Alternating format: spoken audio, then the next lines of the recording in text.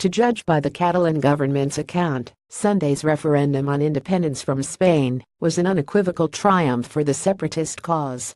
On Sunday night, regional authorities claimed that 2.3 million residents had turned out for the unsanctioned referendum, with over 90% favoring independence.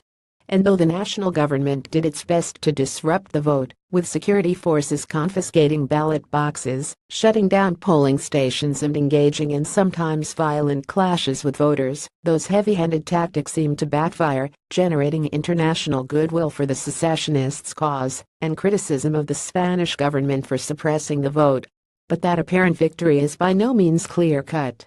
Even as Catalan President Carles Puigdemont signaled that Catalonia would soon unilaterally declare independence, he also anxiously entreated the EU to mediate with Madrid, in a sign of his own lack of leverage.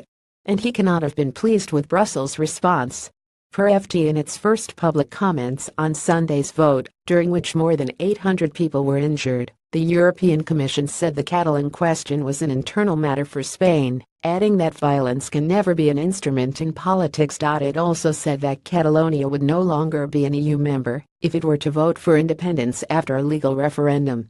The spokesman for Jean-Claude Juncker, European Commission President, said on Monday the Commission believes these are times for unity and stability, not divisiveness and fragmentation. We call on all relevant players to move from confrontation to dialogue. We trust the leadership of Mariano Rajoy to manage this difficult process in light with Spanish Constitution. As Europe's response shows, Sunday's vote may turn out to be a pyrrhic victory for the secessionists. Notwithstanding its mild criticisms of Madrid, Brussels shows no signs of budging from its existing policy of backing Rajoy, and it will be loath to grant legitimacy to the separatists by negotiating directly with them.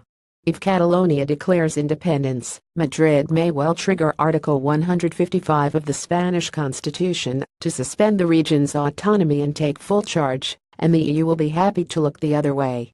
Indeed, Puigdemont would be naive to expect recognition from the EU by any conceivable standard. The referendum was illegitimate and illegal, carried out in open defiance of Spain's constitutional authorities.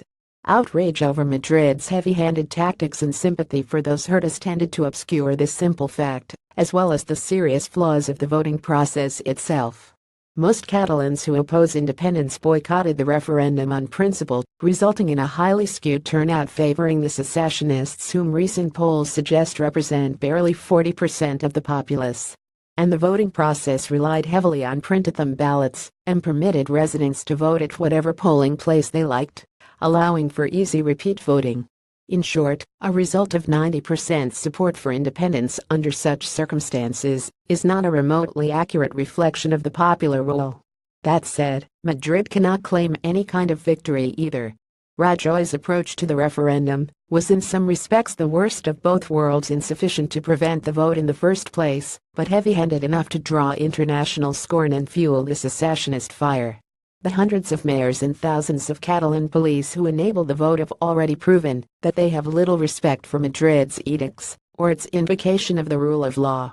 The situation is unlikely to improve after Sunday widely circulated images of police brutality and bloodied civilians will only harden separatist sentiment and could motivate those on the fence to support independence.